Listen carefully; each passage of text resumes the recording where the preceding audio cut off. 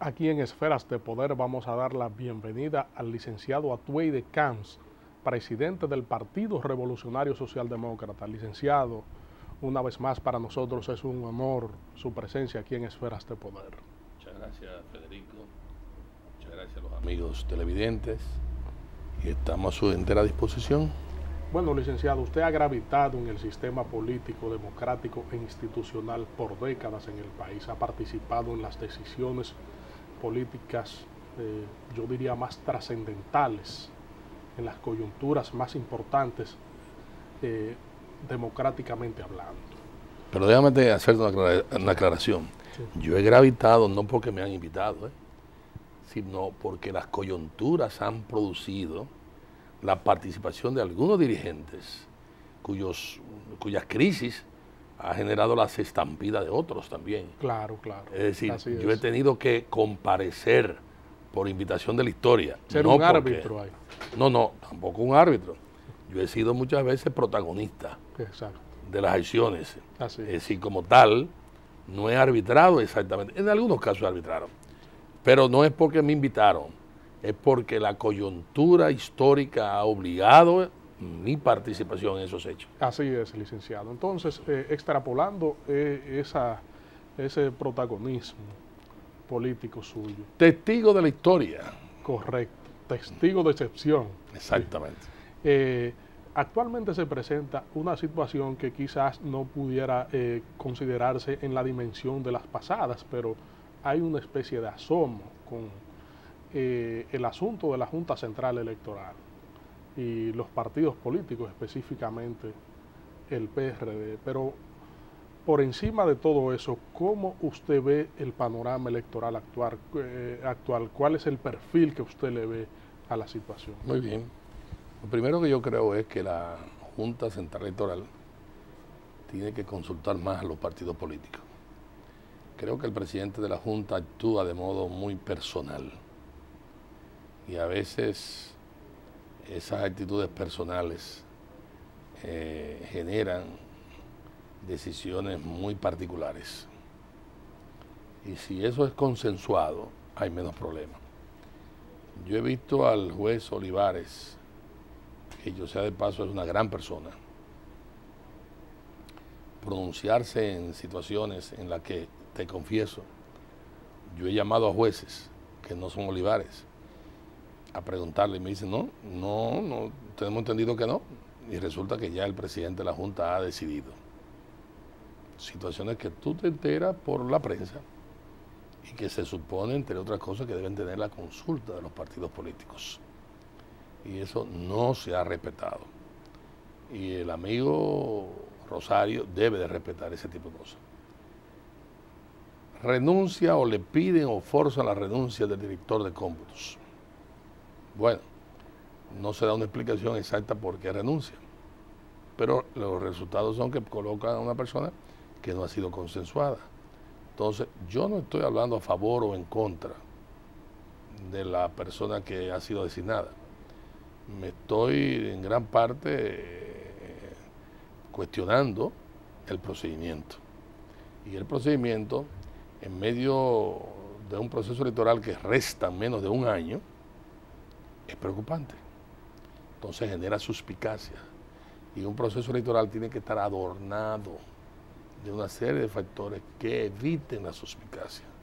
Eso tiene que estar claro. ¿Por qué? Porque los problemas que ha habido en este país, y yo he sido también en gran parte testigo, porque he cubierto la Junta Electoral en muchas situaciones, los problemas que se han presentado aquí de fraudes electorales son muy graves. Entonces, una acción como es el centro de cómputo, con lo que significa la sofisticación de un modo u otro, puesta en práctica en esa Junta, que el país debe recordar cómo se sesgaron con un software, con un programa, 20 miembros de cada mesa electoral para asignárselo al Partido Reformista y quitárselo a José Francisco Peña Gómez. Todos los antecedentes están ahí, demostrados por Catón, el delegado norteamericano, de los organismos internacionales que estuvieron vigilando, entre otros, y otros organismos más que se pronunciaron en esa ocasión. Recuerdo como ahora el juez de Puerto Rico, que también se pronunció, y muchos otros más, demostrando la evidencia del fraude. Eso conllevó a una negociación entre Balaguer y Peña Gómez en la Escuela República Dominicana, que fue donde Balaguer, abrumado por las evidencias, tuvo que admitir que había habido un empate y que Peña Gómez cogiera 2 años, que él iba a coger 2 años. Peña Gómez no aceptó finalmente los 2 años, sino que le dijo, bueno, quédese usted con sus 2 años y vamos, en el caso de los 2 años que me correspondería, a adelantar el proceso electoral y a consignar la no reelección presidencial, la doble vuelta, el voto de los dominicanos en el exterior, la independencia de la justicia, todo este tipo de cosas que fueron muy provechosas para el país y que finalmente fueron modificadas por Hipólito Mejía, cuando se quiso hacer un traje a su medida y finalmente el bendito traje a quien le ha servido es a Leonel Fernández Reina. Que dicho sea de paso, ahora no se lo quiere quitar, ¿no? Y ahora quiere seguir continuando en el caballo. Por supuesto, con la diferencia de que no es él el candidato, sino que es Danilo Medina quien él está apoyando.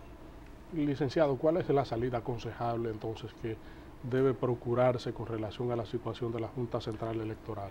La menos traumática a nivel político. Hay que consensuar y de cierto modo hacer una designación consensuada con los partidos políticos, con todos. La Junta se debe a los partidos políticos y al pueblo. La Junta no se debe a más nada. Y como tal, si las bases son los partidos políticos de un proceso electoral, deben de ser escuchados. Y tomadas las decisiones, no debe el juez Rosario actuar de modo independiente, como está acostumbrado a hacerlo, y eso no es correcto. Fuera de ese escarceo institucional en la Junta Central Electoral con los partidos políticos, ¿cuál es el pronóstico que pudiera reflejarse de aquí a mayo del 2012 en torno al proceso electoral, el proceso organizativo y el factor confianza de los partidos políticos hacia la gestión administrativa de la Junta Central Electoral? La Junta tiene que abrir las puertas. Tiene que tener representación de los partidos políticos emergentes incluso en el centro de cómputo.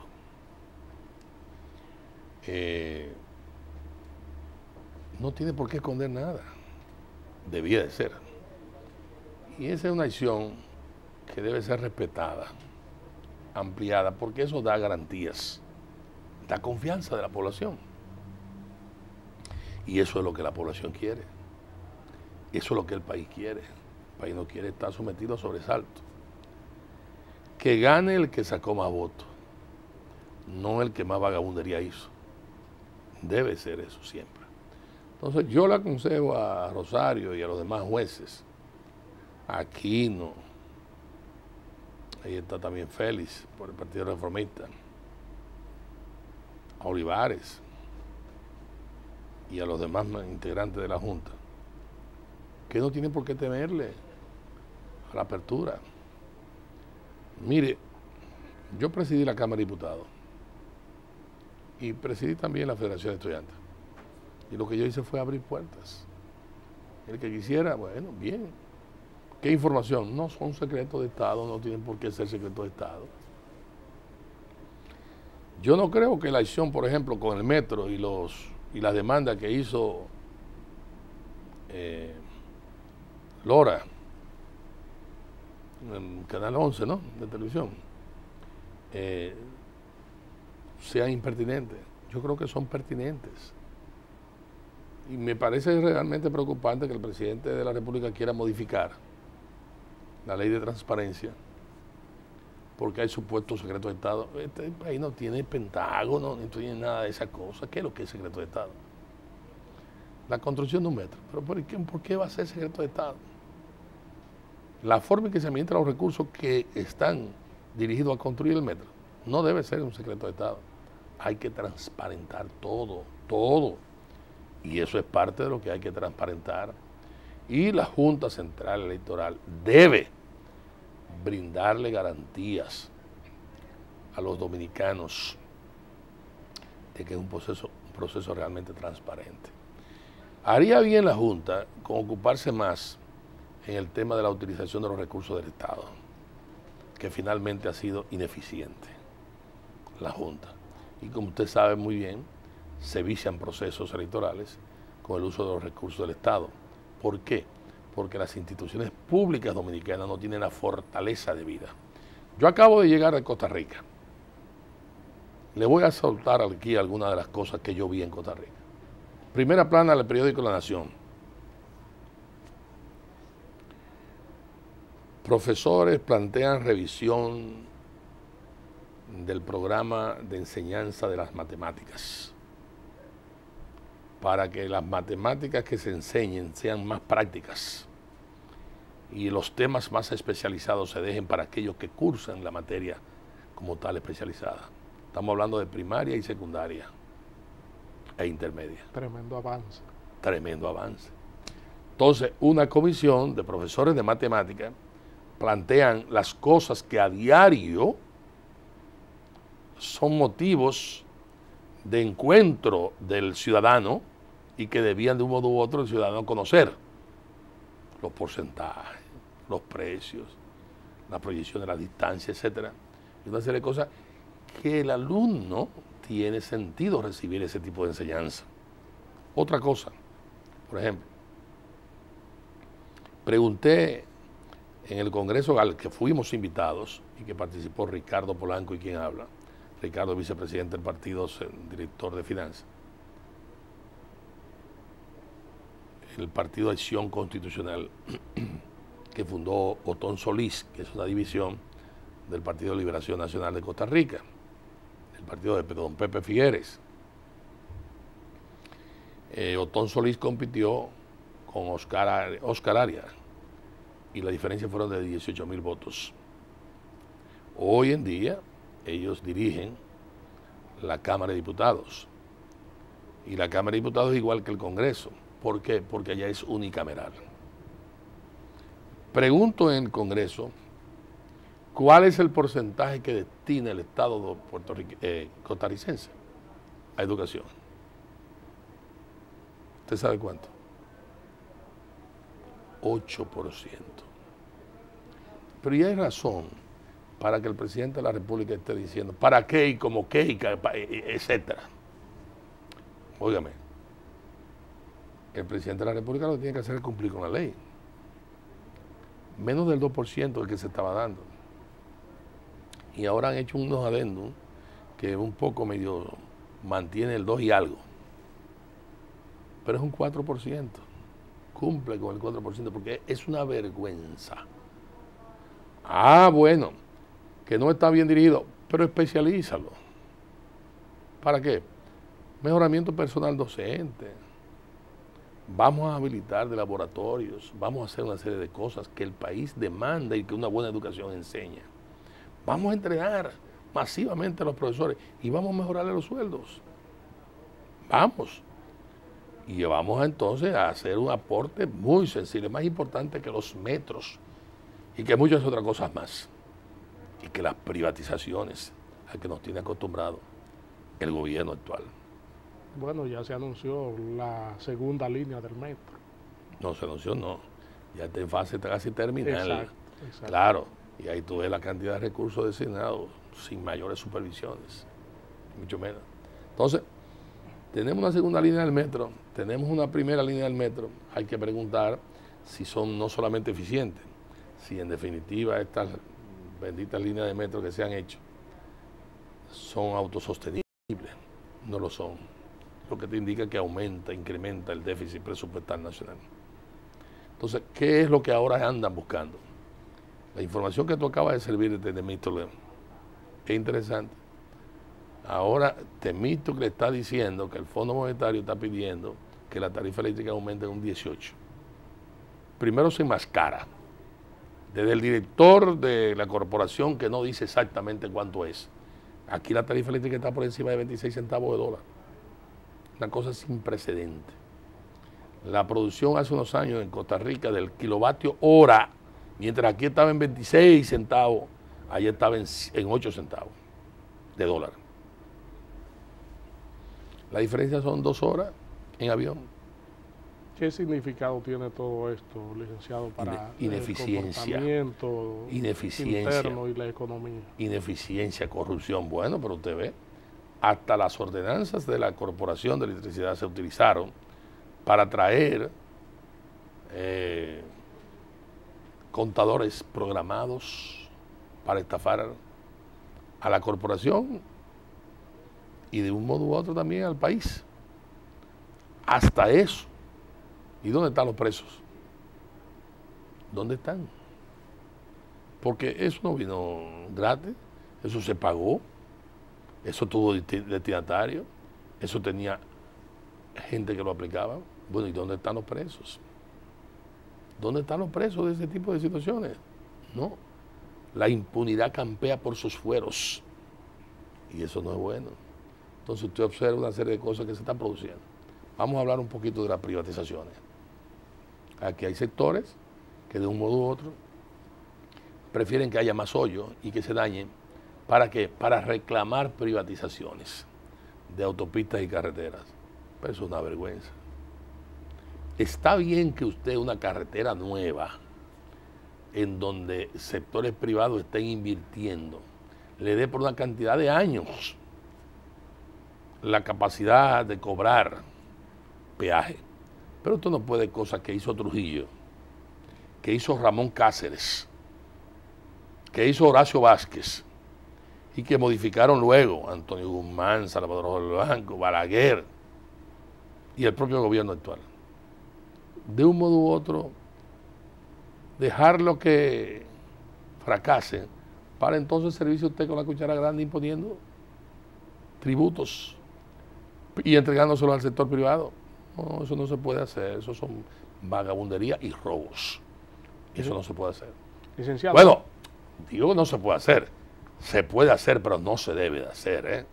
Es lo que estoy señalando y que quiero señalar. Claro. Yo creo, mi estimado amigo, que la poca inversión que se ha hecho para fortalecer la institucionalidad dominicana es uno de los agravantes más grandes, de los más grandes agravantes. ¿Cómo usted puede quedarse callado ante un barrilito y ante un confresito? Eso no puede ser, porque la misma autoridad congresional se disminuye totalmente. Vamos a solicitar su anuencia, licenciado, para hacer una pausa aquí en Esferas de Poder y regresamos en breve. Estamos conversando aquí en Esferas de Poder con el licenciado Atuey de Camps, presidente del Partido Revolucionario Socialdemócrata. En la coyuntura actual se han planteado alianzas, frentes y posiciones estratégicas de cara a las próximas elecciones, licenciado. ¿Cuál es la posición que tiene su partido frente a esto? Porque vemos, por ejemplo, que a usted lo ha visitado Danilo Medina, Hipólito Mejía, Miguel Vargas Maldonado y otros líderes. ¿Qué tipo de acercamiento ha habido con esas personalidades y líderes políticos con el Partido Revolucionario Socialdemócrata? ¿Y qué vislumbra el licenciado Atuey de Camps frente a este panorama? Muy bien. Sí, yo he recibido la visita de todos esos dirigentes de Maspuí. Correcto. De casi todo el liderato político nacional. En algunos casos he recibido también comunicación escrita de algunos que no necesariamente he recibido o no me han visitado. El partido va al proceso electoral, truene, llueve o ventee. De si vamos aliados o no, lo determinarán las circunstancias. Esas circunstancias se están disminuyendo en términos de tiempo, por el plazo que tenemos en términos del 16 de mayo. Es normal. Yo creo que ya para enero debemos de tomar una decisión. Y digo enero, salvo circunstancias muy especiales que nos obliguen a tomar una decisión antes. Vamos al proceso electoral convencido de que hay que hacer una serie de transformaciones en la sociedad dominicana y especialmente en el aparato de poder. El país está cansado de lo que está viendo. El país quiere un cambio. Los modelos se agotan se ha agotado el modelo del PSOE español, no obstante ser un tremendo partido y tener grandes dirigentes. Es más, Rubalcaba en estos momentos es el depositario, de cierto modo, del éxito, del hecho de que ETA haya depuesto su actitud de acción militar. Pero los pueblos reconocen y eso, pero quieren cambios. Claro, cuando el cambio en definitiva es un cambio de cierto modo malo, también se resiste. Y en esa dirección, nosotros hemos recibido a los dirigentes que tú acabas de mencionar y hemos planteado, por supuesto, la necesidad de hacer una serie de situaciones o de cambios que tienen que ser plasmados en unos puntos básicos. En el caso de que llegásemos a algún tipo de acuerdo con alguna de estas organizaciones, no tenemos aliados preferidos. ¿Por qué? Porque reformista, peledeísta y papachista en el fondo es la misma cosa. Ahí no hay cambio. Lo único que diferenciaba antes, cuando el PRD histórico, era el sello antirreeleccionista, y eso lo castró Hipólito. Lo capó. Le cortó los testículos ahí al buey. Por supuesto, él ha hecho después algunos planteamientos aparentemente de autocríticos y señala que fue obligado por las circunstancias. Bueno, no es así. Probablemente si no se hubiese cometido esa barbaridad de castrarle a Peña Gómez su memoria histórica también, los 4 procesos de derrota que ha tenido no hubiese transcurrido. Hay un quinto desafío. El quinto desafío, en términos de fracaso, es mortal para esa organización. Pero tengo que decir que los vientos de cambio soplan en beneficio del candidato de esa organización, que es Hipólito. Y que, de un modo u otro, la percepción que hay es que, no obstante la circunstancia, Hipólito lleva algún tipo de ventaja. Sin embargo, también hay que admitir que Danilo ha estado creciendo y que ha cumplido con lo que dice el ABC del librito de una campaña política: recorrer, movilizar masas, etc. Y eso deja su impronta, más aún porque si es verdad que la carga es muy pesada del gobierno, no es menos cierto es que el gobierno tiene grasa suficiente para derrocharla en una campaña. Y el presidente de la República fue bastante sincero en Estados Unidos, diciendo que disponía de 40.000 millones. Esa confesión del presidente de la República debe de llamar a preocupación. ¿Preocupación en qué sentido? En donde el triunfalismo tiene que ser cuidado, porque el triunfalismo puede llevar a decisiones incorrectas, a que el hecho de considerar que se pueden estar ofreciendo secretarías y ministerios a diestra y siniestra, y en ocasiones hasta parecería que lo que se quiere hacer es una especie de comité de ministros por cada secretaría, es decir, designar 4 o 5 ministros para una sola secretaría, y que en lugar de un secretario o de un ministro haya un equipo de ministros para dirigir X secretaría. De ese modo se pueden satisfacer las distintas ofertas y compromisos, difíciles de cumplir, pero las difíciles ofertas y a veces graciosas ofertas que se hacen. No me estoy refiriendo a nadie en particular, estoy solamente señalando el hecho histórico de que hacerlo es un error. Entonces, en esa dirección, yo entiendo que este país merece mejor suerte. Este es el país más rico del mundo, porque ha soportado demasiados gobernantes malos. Y sin embargo existe todavía. Y se debate en situaciones que realmente no debía. ¿Por qué? Porque la conciencia debe de madurar. Tú tienes el caso, por ejemplo, de nuestras izquierdas y nuestros sectores emergentes. Yo soy de los que creen que una tercera candidatura, en gran parte apoyada por sectores emergentes, crea una situación muy interesante. ¿Cómo así?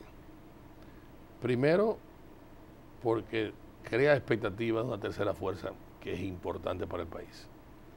Y segundo, porque una tercera fuerza, en el caso hipotético de que no ganara, sería el factor de decisión para una segunda vuelta. Y en una segunda vuelta, esa tercera fuerza ejercería una gran influencia para que se consignara en el programa del candidato que va a recibir el apoyo las necesarias reformas que la sociedad aspira y que son del conocimiento de toda la población. El problema es su ejecución. Entonces, en esa dirección yo he planteado, conociendo los ejes de la carreta, que todos los que de un modo u otro tenemos derecho a aspirar, renunciemos a esas aspiraciones y vayásemos a una mesa de concertación. Yo no planteo una reunión cumbre, como está diciendo Cerulle. Una reunión cumbre es un exhibicionismo más de los que asistiríamos, en el caso de que asistiéramos.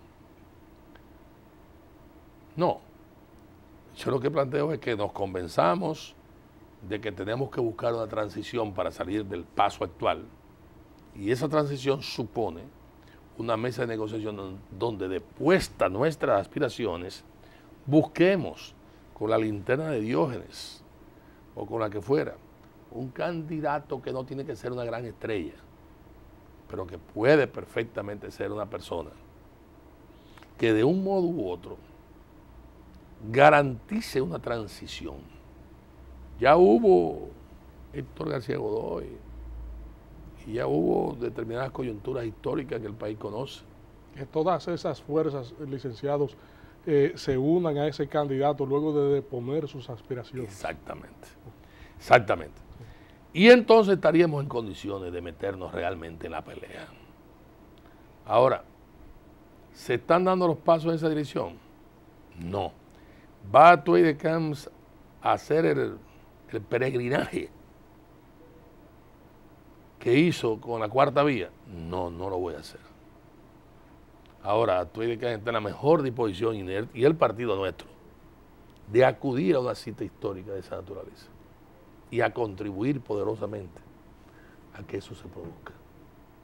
Lo que no estamos nosotros de acuerdo con ir a tocar todas las puertas de nuestra llamada izquierda, que en ocasiones le dan razón a Juan Isidro Jiménez Grullón cuando hablaba de nuestra falsa izquierda, que prefiere ser, como decía Juan Bosch, cabeza de ratón y no cola de león. En este caso, cola y cabeza se armonizarían con una tercera fuerza, que sería el resultado de la madurez de estos sectores democráticos, para decirlo en términos más elegantes, susceptibles de algunas combinaciones, algunos acuerdos en beneficio del país. Eso significaría que los sacerdotes, como el padre Regino y como otros distinguidos sacerdotes, que están preocupados por el país y que el número, creo, de más de 30 suscribieron un documento, pues también tengan, de cierto modo, aportes en esa acción.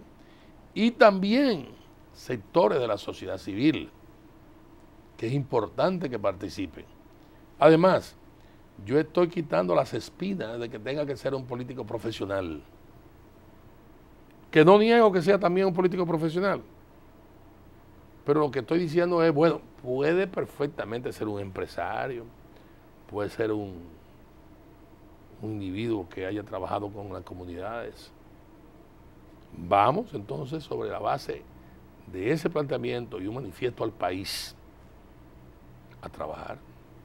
Y entonces veremos que las objeciones que ponemos a uno y a otro candidato pueden ser diferenciadas y de cierto modo solucionadas con una tercera fórmula. Entonces fíjense que yo recorro todo el espectro nacional. Planteo la solución de la mesa de concertación. No hablo de negociación, de concertación. Aun cuando estoy muy claro que hay que necesariamente librar una tarea en esa dirección. Pero para eso se requiere que todos, no quiero mencionar nombres, los que de un modo u otro estamos aspirando, depongamos nuestras ambiciones legítimas, porque son legítimas las aspiraciones de ser presidente, pero depongamos en aras de concretar una fórmula salvadora, solucionadora, que nos permita a nosotros tener una presencia de mayor proporción y significación. Por el contrario, estaría también el hecho de acuerdos con los partidos tradicionales, a los que yo tengo que de un modo u otro decir, sean cuales fueren los resultados electorales de esta campaña, no nos afecta a nosotros, porque nosotros tenemos la votación que nos permitió existir como partido político, en función de regidores, de alcaldes, etcétera, y ha protegido en gran parte por la ley. En el caso que estoy señalando de este proceso, lo que estoy planteando es con derecho legítimo a poder ser candidato presidencial, que tampoco está descartado. Lo que estoy planteando son soluciones, fórmulas. Pero de paso doy unas pinceladas a los partidos tradicionales. Yo le dije a Hipólito Mejía, óyeme, Hipólito, tú puedes conseguir el 99% de los que votaron por Miguelito, pero debes llegar a un acuerdo con Miguelito, porque la gente votó por ti y por Miguelito, en los que votaron ahí. Debes de llegar a un acuerdo con Miguelito. Pero no solamente se lo dije de modo privado, sino que lo dije públicamente en la rueda de prensa. El país en todos los medios lo recogió. Le dije a Danilo, oye lo siguiente, Danilo, tienes que tener cuidado. ¿Por qué? Porque tú saliste debajo de las ruedas de una patana que es el Estado. Y te salió bien en esta oportunidad, ganaste el derecho a ser candidato presidencial del PLD. Pero tú tienes una carga muy pesada, en la que de un modo u otro tú no tienes la total responsabilidad, pero tienes parte de esa responsabilidad. Él, por supuesto, defendió al gobierno, como debe ser, y más aún con el hecho de que Danilo y Leonel metieron un freezer al PLD. Tú sabes lo que quiero decir con meter un freezer al PLD, porque muchas personas probablemente no se están dando cuenta. El Grupo Moderno quiso hacer eso con nosotros cuando la división Peña Gómez sacó Maluta. Peña Gómez llegó hasta firmar eso, yo no firmé eso. Resulta que Danilo accedió a un planteamiento de Leonel Fernández Reina en función de que hasta el 16 no se toque el problema interno y las autoridades actuales internamente quedan. Es decir, frizó la movilidad social. Frizó el comportamiento interno de la dirigencia. Los procesos normales que se hacen cada 6 meses, cada 1 año, cada 2 años, sí, lo frizaron, lo congelaron. el partido internamente. Es decir, ahora mismo no hay ningún PLDista que pueda sustituir al presidente Fernández, sino en el 16. Eso se llama frizar un partido político. Eso evita problemas internos. Hombre, te evita, pero te crea otro. Te crea una rosca, un cogollo, te crea una oligarquía gubernamental en términos de partido, que obviamente te anquilosa el partido, porque no te permite movilidad del partido. Y eso fue lo que se consignó en el referéndum al que llegó de acordarlo tanto Danilo como Leonel Fernández Reina. Básicamente. Entonces el presidente Fernández ha dirigido el país por 3 periodos presidenciales. Tiene que sentirse profundamente satisfecho el presidente Fernández. ¿Por qué? Porque es una hazaña hacer eso. Ahora, el presidente Fernández, de un modo u otro, tiene el compromiso de apoyar a Danilo Medina. Yo entendía que en ese momento el acuerdo de frizar el partido era más que suficiente. Pero Danilo ha llegado a otro extremo. Le ha entregado ahora la vicepresidencia a la primera dama. Y este país es una república, no es una monarquía. ¿Qué quiero con esto decir? Que en definitiva, esto de delegar en los hijos, y en las esposas, en la reina, y en la que va a ser y demás, guardando la diferencia y el respeto que le tengo a la primera dama, que es una gran señora, no me parece correcto. No me parece correcto. Entonces, creo que en definitiva a Danilo le puede ayudar perfectamente el apoyo económico del gobierno, pero le puede desayudar el hecho de que las 2/3 partes del país no se sientan representados con una candidatura donde no hay un representante del Cibao. Básicamente, cuando digo Cibao, estoy hablando de la línea y estoy hablando también del suroeste, o sureste, mejor dicho, básicamente. Entonces, ese es un gran motor, un gran motor. Bueno, la campaña puede perfectamente, y más que todo, usted me puede decir, bueno, pero el presidente Fernández es un hombre brillante. El presidente Fernández es un hombre inteligente. Lo de brillante es otra cosa, pero es un hombre inteligente. Lo que yo te puedo decir que ha sido un desastre es la oposición. Licenciado, permítame. Y con ello, cuando digo la oposición, asumo la cuota que me corresponde. Los errores de la oposición han permitido que el presidente Fernández continúe en el poder. Ahora, ¿hasta dónde esto va a continuar? Ahí es que pesa mi llamado a sectores de la sociedad civil, a sectores de los partidos emergentes y a otros sectores más, que en definitiva debían de reaccionar ante la situación que hay que reaccionar necesariamente, porque la reacción es la mejor demostración de que usted se siente molesto por las cosas que están ocurriendo, indignado por las cosas que están sucediendo, y esa reacción es la que permite entonces la asunción de soluciones. Permítanos, licenciado, con su anuencia, hacer otra pausa aquí en Esferas de Poder y regresamos con esta interesantísima comparecencia con el presidente del Partido Revolucionario Socialdemócrata. Licenciado, usted ha hecho un planteamiento muy interesante y se observa, y la discusión siempre ha sido el hecho de que los partidos minoritarios o de izquierda no han logrado articular, unificar un criterio para fortalecerse a nivel de estructura partidaria en un proceso electoral.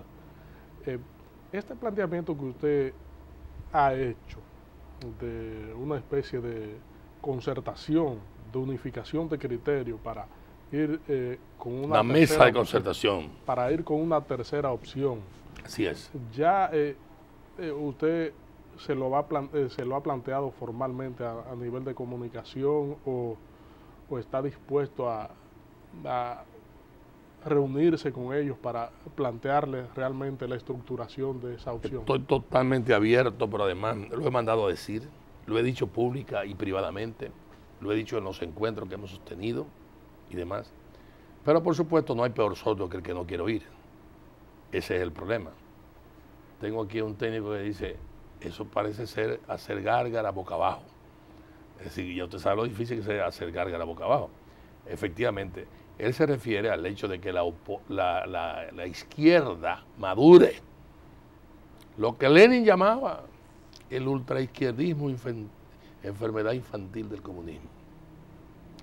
Es decir, cómo hasta cierto grado la ambición genera una obnubilación de las soluciones. Y entonces, obnubilación me refiero a que se obnubila la mente, y entonces lo que está ahí no lo ven. ¿Por qué? Porque la ambición personal prima antes que la colectiva. Entonces, yo puedo y tengo derecho a ser candidato, claro que sí, claro que sí. Bueno, pero ven acá, vamos a declinar nuestras ambiciones legítimas, vamos a procurar uno, Eduardo, tú, el otro es Cerulle, tú, el otro Moreno, el que no es Moreno, el otro también. Vamos a renunciar a nuestras legítimas aspiraciones y vamos a concertar una solución. Más pues, vamos a concertar una solución. Una mesa de concertar soluciones y propuestas. Bueno, una tercera opción de esta naturaleza yo creo que abriría muchos campos. ¿Quién hay que buscar?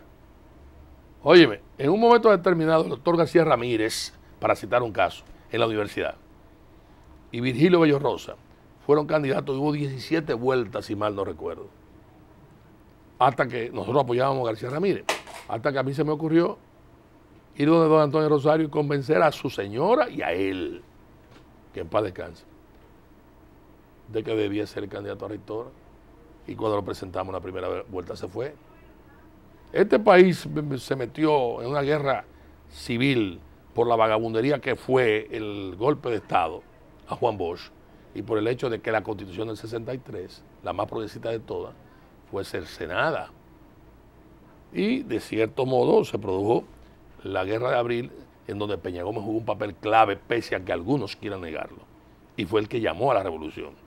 Entonces, en ese planteamiento de José Francisco Peña Gómez estaba obviamente el retorno a la constitucionalidad sin elecciones. Ahora, ¿qué ocurrió? Se produce la guerra civil. Hasta Elson Bunker, negociador norteamericano en el caso de Vietnam, fue enviado aquí y ya llegó una negociación y apareció Fórmula Guzmán, aparecieron una serie de fórmulas más, hasta que finalmente se escogió con el concurso de las partes la fórmula de Héctor García Godoy, que jugó su papel por un año. Vamos perfectamente a buscar un candidato potable, honorable, ajeno a las militancias políticas, si se quiere, que tampoco es un crimen hacerlo. Pero bueno, muy bien, sea lo que fuere, médico, sacerdote, personalidad civil, comerciante, potable, vamos a procurarlo y vamos a sumar esfuerzos en esa dirección. Pero ese es un reto que difícilmente lo recojan por razones muy obvias, de ambiciones legítimas, pero a destiempo, inoportunas, porque no facilitan.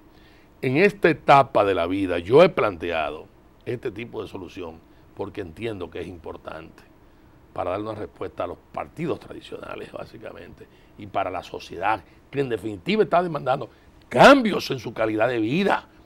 Yo acabo de llegar de Costa Rica, óyeme, la calidad de vida de Costa Rica es muy por encima de la República Dominicana, independientemente de las construcciones que tenemos de metro y de otras cosas más. Pero eso no es lo que se come, se requiere una serie de cosas más. Calidad de vida, inseguridad física, problemas serios en materia de empleo, problemas en los costos de los productos, baja producción, importación en demasía y obviamente abusos que se producen con grados terribles de corrupción. Licenciado, para nosotros ha sido más que un placer y un honor tenerle aquí en Esferas de Poder para usted hablarle al país como siempre lo ha hecho, con la debida autoridad, propiedad y conocimiento además de que su veteranía política lo legitima ante la población sobre estos planteamientos. Gracias, Federico Méndez, y gracias a los amigos televidentes que han tenido la paciencia de escucharnos. Gracias a ustedes, amigos televidentes, hemos contado con la comparecencia del licenciado Atueide Camps, presidente del Partido Revolucionario Socialdemócrata. Les invitamos a que nos acompañen en el próximo contenido de Esferas de Poder.